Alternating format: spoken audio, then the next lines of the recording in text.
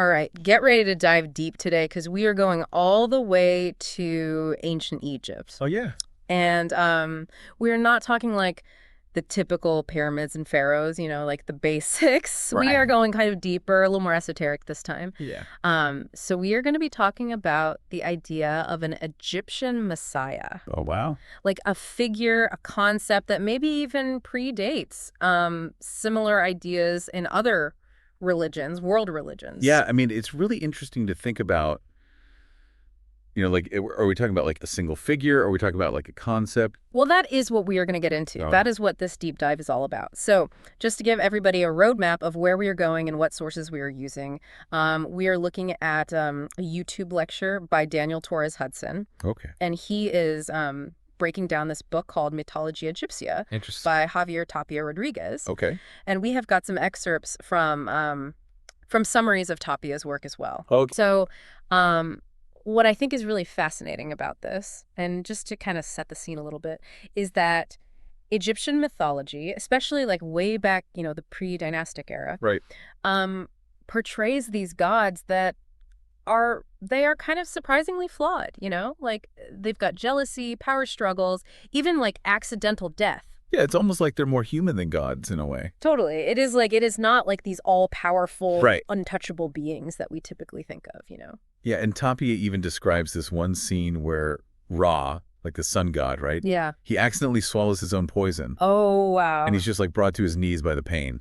Oh, no. So Yeah. Not exactly like this picture of strength and divine power. Right. Okay, so we have got these gods, and they are a little more down to earth, literally in some cases. Right. But where does this Messiah figure fit into all of this? Well, that's where we get to Horus. Yeah. And he is a central figure. Like, you can't talk about Egyptian mythology without talking about Horus. And Tapia uses some pretty interesting words to describe him. He calls him the chosen one, the prophesied, the awaited, the Messiah, the savior. I mean, those words are heavy. They are. Their words carry a lot of weight, especially when you think about how they're used in other traditions, religious traditions. Right, it makes you wonder about those connections. Yeah, totally. Like, is there something going on here? Yeah, and Tapia, he goes even further. He says, and this is a quote, "It's not that Horus is a kind of Jesus, but that Jesus is a kind of Horus." Whoa, okay, so is he saying that, like, the Egyptian concept of a Messiah influenced Christianity? Well, that seems to be his argument. Okay. He's saying that this whole concept of a Messiah in Egyptian mythology goes way back. Yeah. Like further back than anything we see in the Hebrew Bible. Oh, wow. And he even says that the ancient Hebrews, like from the Egyptian point of view, were just farmers who rented themselves out as laborers on the banks of the Nile. So he is painting a picture of like a cultural exchange happening here. Sounds like it. Like maybe the Hebrews were exposed to Egyptian ideas. Yeah. Maybe even influenced by them. Potentially. It's an interesting theory. Yeah, totally. And this idea of like shared narratives and influences, that gets even more interesting when you look at the story of Moses. Oh, how so? Well, like the whole baby cast into a river returns as a leader type of thing. Right. We see that in the story of Moses, but we also see it in Egyptian myths and even in like the Greek story of Oedipus. So like this recurring pattern that pops up in these different cultures and mythologies. Yeah, and that's what we are going to get into next time. Okay, I am definitely intrigued. But for now, we are going to let everybody kind of absorb all this because it's a lot. Yeah, there's a lot to unpack. Yeah, for sure. And we will be back soon to continue our deep dive into Egyptian mythology. Can't wait. All right, welcome back to our deep dive into Egyptian mythology. Yeah, we are back. We were talking last time about those like really intriguing parallels between these different myths. Like, remember that whole baby in the river motif? Right. Like, whoa, Moses, okay, but then like also in Egyptian stories and even like in Greek mythology. Right, with Oedipus. Yeah. It makes you wonder if all those ancient cultures were, talking to each other a little bit. Yeah, totally. It is like, it challenges that traditional view of history as like all these isolated civilizations. Totally. Maybe it was not quite like that. Yeah, what if there was a lot more interaction, a lot more exchange of ideas than we like typically think? Yeah, it's like those like old maps, where they would have like the blank spots and they would say like, "Here be dragons." And it's like, whoa, no, there were people there, There were entire worlds like waiting to be discovered. Yeah. It's really amazing to think about. Totally. And so when we start exploring these connections, we see that like ideas and stories and even, religious concepts, they kind of travel, they evolved across cultures, which is like, whoa, that's really interesting.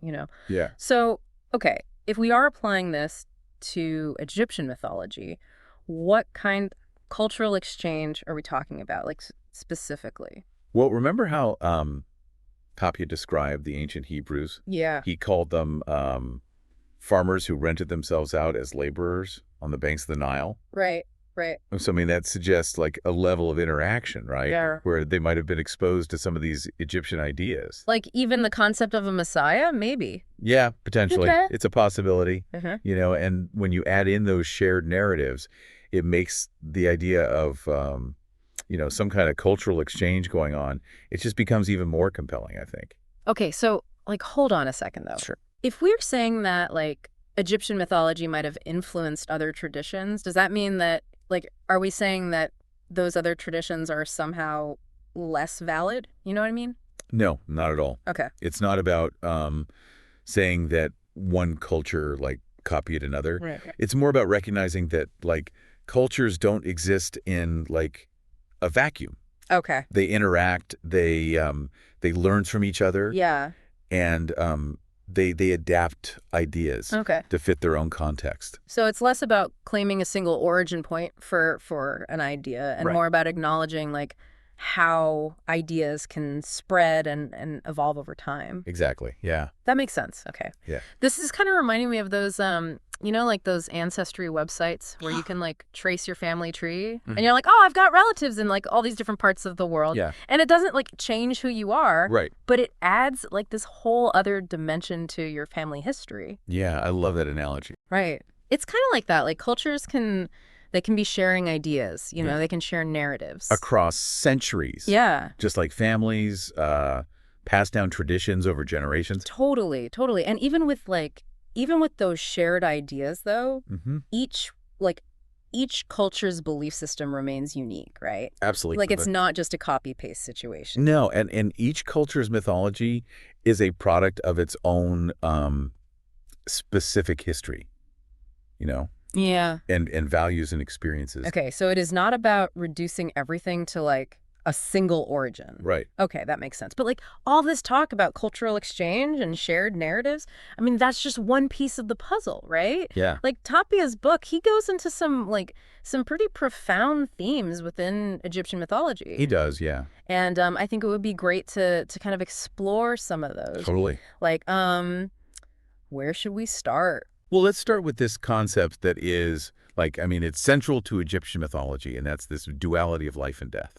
Okay, I am fascinated by how different cultures view death. Like, was it something that the ancient Egyptians feared?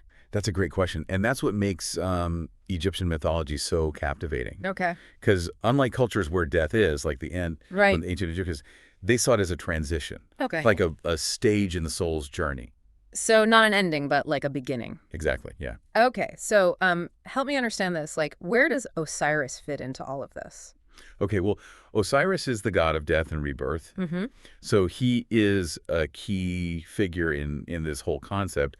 And his story is a really powerful symbol of, the eternal cycle and the possibility of life after death. Are we talking resurrection here? Not in like a literal physical sense, Okay. but more about the spiritual essence of the individual continuing in a different realm. Okay, so remind me, like, what happened to Osiris? Okay, so Osiris was this beloved king of Egypt, but he was murdered by his brother, Seth. Oh, wow. Yeah, Seth was jealous. Jealousy, huh? Yeah, no, right. And then his wife, Isis, she used her magic to gather the pieces of his body. Oh, my God. Yeah, and she brought him back to life long enough to conceive their son, Horus.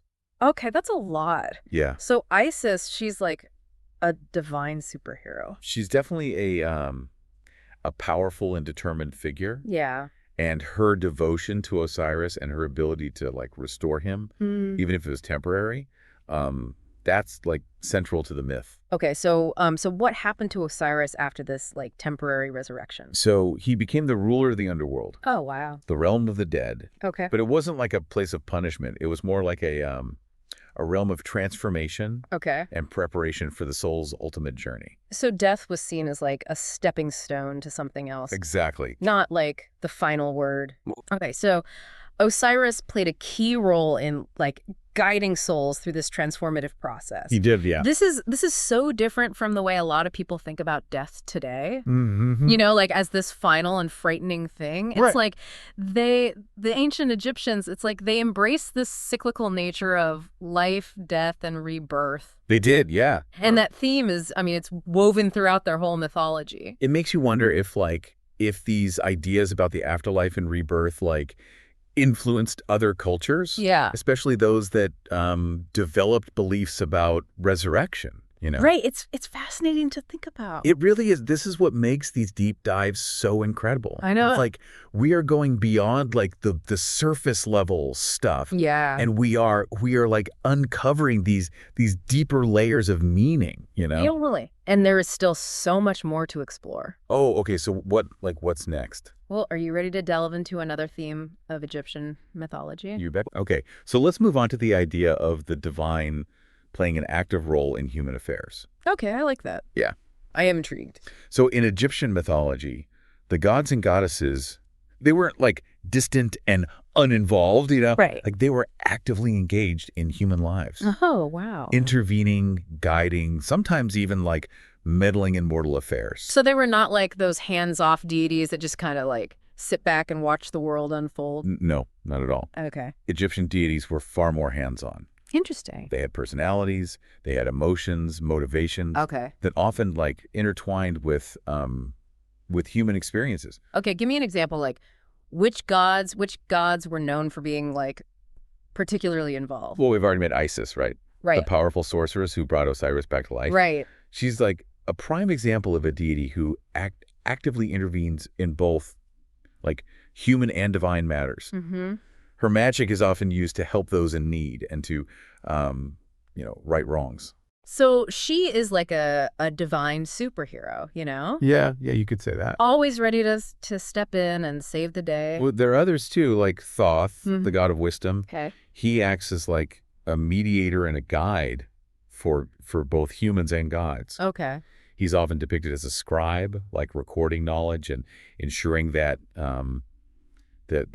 cosmic order is maintained. So it sounds like the ancient Egyptians had a very a personal relationship with their deities. They did. It wasn't this distant, far off kind of thing. And their relationship was expressed through rituals and prayers and offerings. Right. People sought the favor of the gods, appealed to them for help, and honored them through these elaborate ceremonies.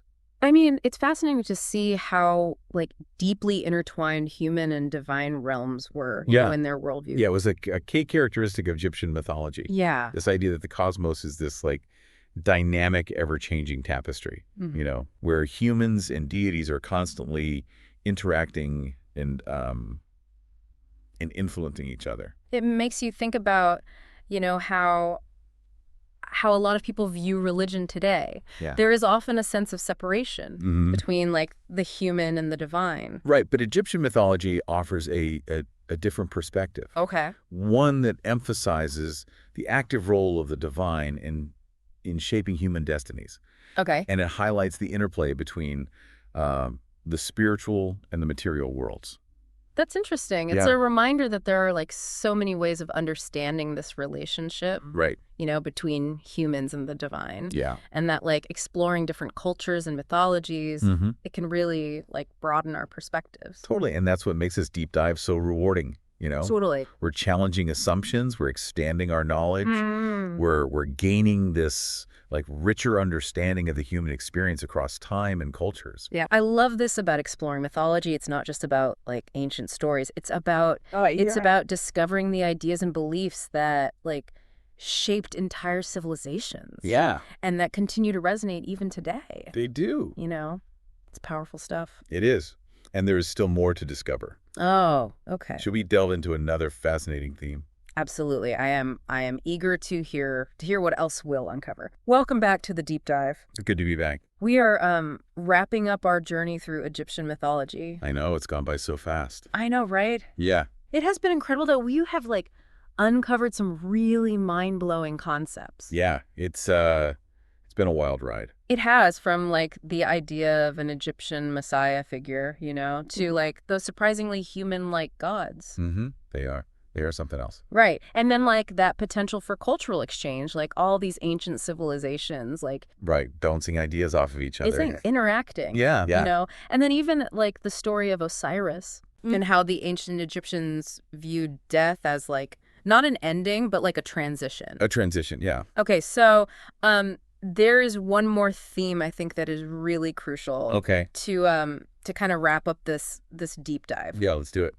Okay, so it is Ma'at versus Isfet. Ma'at versus Isfet. Yeah, this is a big one. Okay, I'll admit this one sounds a little more abstract than like some of the other themes we have talked about. So break it down for me. Okay, so think of it as like a cosmic balancing act. Okay. So you got Ma'at. Okay. Ma'at represents everything that is good, right? Harmonious in the world. Okay. Like it's the principle of order, justice, and truth. So like the foundation for a stable and just society. Yeah, exactly. Yeah. Ma'at is what keeps things running smoothly, ensures fairness. Okay. Maintains a sense of balance in both the natural world and human society. That makes sense. Okay, so where does Isfet fit into this? Okay, so Isfet is like the opposite of Ma'at. Okay. So it's everything that like threatens order and harmony. Oh, okay. So we're talking violence, injustice, lies, deception. Chaos. Chaos, exactly. Okay. So Isfet is kind of like this like dark side, that's constantly trying to like disrupt the balance that Ma'at represents. So it's like this constant struggle between like good and bad, right and wrong. And the ancient Egyptians believed that it was everyone's responsibility to like uphold Ma'at. Okay. And to resist the forces of Isfet. Okay, so like how did this actually play out in their lives though? Like did they have certain rituals or practices, Yeah, they did. I mean, pharaohs, for example, Yeah. they were like the representatives of the gods on earth, and they were believed to be like responsible for upholding Ma'at. Through just rule, maintaining temples, performing specific ritual. So it was not just like personal morality. It was like the ruler's responsibility to like ensure cosmic order as well. Exactly. But it wasn't just the pharaoh, Okay. Like everyday Egyptians, they also played their part. How so? By living ethical lives, honoring the gods, following, societal rules. So it is like this idea permeated so many aspects of their culture, from like their political system to their personal beliefs. It really highlights how central this idea was to their entire worldview. Okay. They believed that maintaining order, like resisting chaos, it was essential for the well-being of, not just individuals, but like society and like the cosmos itself. It's like that saying, if you want peace, work for justice. Right. Yeah. It's like they understood that like creating a harmonious society, it requires constant effort. Yeah. To like uphold what's right and resist what's wrong. Exactly. And this is not just limited to ancient Egypt, right? Right. Like we see similar ideas about this struggle between order and chaos in so many cultures and mythologies throughout history. Yeah, it's like this like universal theme that speaks to that human desire for balance and stability, Especially in a world that can feel so chaotic. Totally. Yeah. Okay, well, I think we've come to the end of our deep dive into Egyptian mythology. I know, I'm a little sad to see it go. Me too. Yeah. But it's been an incredible journey. We've learned so much about like their beliefs, their gods, their stories, their understanding of life and death. Like the cosmos. Yeah. It's been a privilege to explore these ideas with you. Likewise, thank you for joining us on this deep dive. Yeah, thanks for listening, everybody. We hope this has, kind of sparked your curiosity. Yeah, get you thinking. Inspired you to continue learning about ancient Egypt. And, maybe even reflect on how some of these ancient ideas are still relevant today. Yeah, they're more relevant than ever. Totally. So until next time, keep exploring, keep questioning, and keep those brain gears turning. Absolutely.